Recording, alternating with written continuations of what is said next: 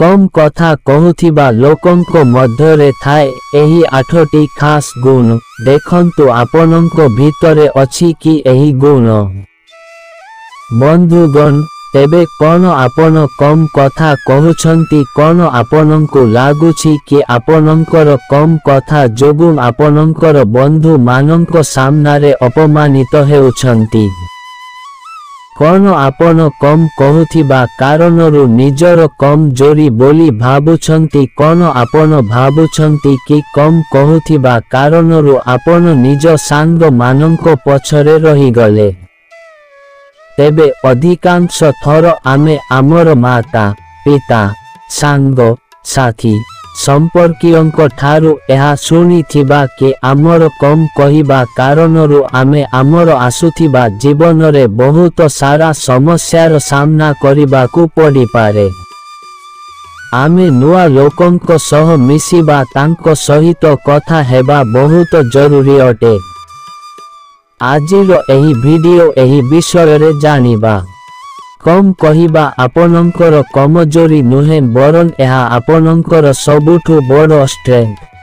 जदि आपन कम कहंती तो संभावना अछि कि आपनंक मध्यरे सेही सबु गुण रहिछि जाहा आपनंकु जीवन रे सफल बनैबारे आपनंकर बहुत साहाय्य करिबो। तेबे आउ काल विलंब नकरी चालंतु सेही विषय रे जानिबा।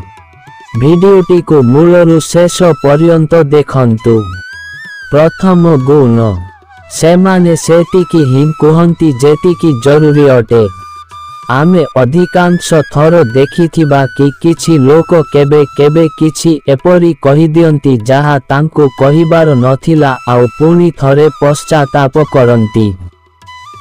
एही जिनिष खूब कम कथा कहूथिबा लोकंक सह होइथाए कारण एही लोकमाने सेतिकी ही कहंती जेतिकी जरूरी।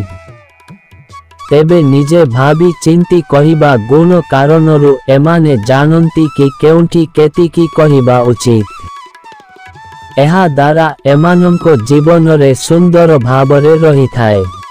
मनुष्य को केवल कहिबा शिखिबा पाई 2 वर्ष लागे किंतु केउंठी कौन कहिबा शिखिबारे पूरा जीवन पड़ेई जाए। द्वितीय गुण, सेमाने जिनिष को आउ निज को गभीरता को बुझिथांती। एपरी लोक जेउमाने कम कथा कहंती सेमाने शांत माइंड रे किछि न देखि सबु जिनिष को प्रथमरु ही बहुत गभीरतारु बुझिथांती आउ एहा परे ही कौनसी प्रतिक्रिया करंती। एपरी लोक निजर गुण द्वारा कमी रहिथिबा जिनिष को दूर करंती। जेपरी रतन टाटांक उदाहरण द्वारा देखा जाए से एठी सेठी सबु जागारे कम कहूथिबा देखा जाए किंतु से जेतेबेले कहंती तो एपरी कथा कहंती कि लोके तांकर काम एवं कथारे मोहित होई जाआंती। तृतीय गुण, सेमाने बहुत चिंतारे रुहंती।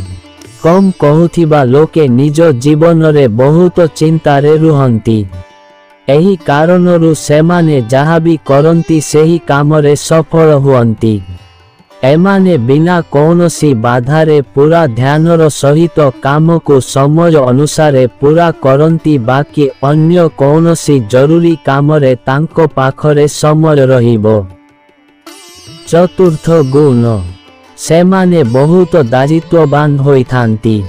अधिक कहिबा आमर चिंता करिबार सीमित करि दिए किंतु कम कहिबा आमर चिंता करिबार विस्तार करिथाए। जेउमाने कम कथा कहंती सेमाने बहुत बुद्धिमान होइथांती। एमाने समस्तंकर कथा को बहुत ध्यान रे सुनंती आउ पूरा कथा सुनिबा परे ही बहुत चिंता करी ताहार उत्तर दियंती। एमाने समस्तंकर कथा को बहुत भल भावरे बुझी कथा कहिथांती आउ साथ देइथांती आउ ठीक मार्ग मध्य देखाइबे। पंचम गुण, सेमाने समय को बर्बाद करंती नाही। सेमाने चुप रुहंती।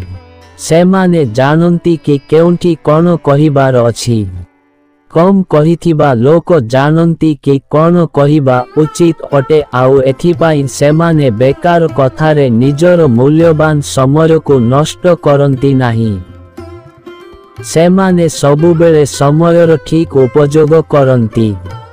षष्ठ गुण एमाने बहुत बुद्धिमान अटंती कारण सेमाने किछि भी कहिबा करिबा आगरु केते थर भाबंती। एपरि लोक कौनसी भी काम को करिबा पूर्वरु ता सहित जोड़ी होई रहिथिबा कथा को माइंड रे भाबंती आउ ताकु परीक्षा करंती तापरे ही कौनसी प्रतिक्रिया करंती। सेमाने सबुबेले तर्क करिबाकु बसंती।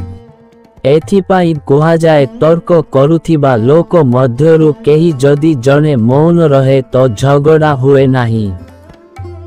सप्तम गुण सेमाने हृदयरु बहुत भल होइथांती। जेउमाने कम कुहंती सेमाने बहुत क्यारी एवं हृदयरु भल मनुष्य होइथांती। एमाने केबे भी काहारी को दुख देई न थांती।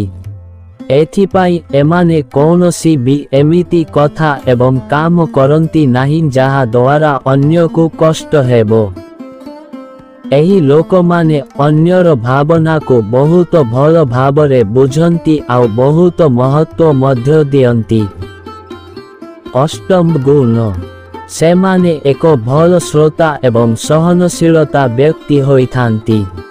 सेमाने अन्यर कथा को धीर भावरे सुनंती एवं तांकर सम्मानर सह समाधान मध्य करंती।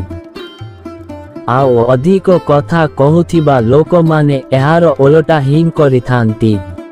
बंधुगण भिडियोटी भल लागिले भिडियो को गोटिए लाइक एवं आमर सत्य गाइडर यूट्यूब चैनल को सब्सक्राइब करिबाकु भूलिबेनी। धन्यवाद। जय श्री कृष्ण।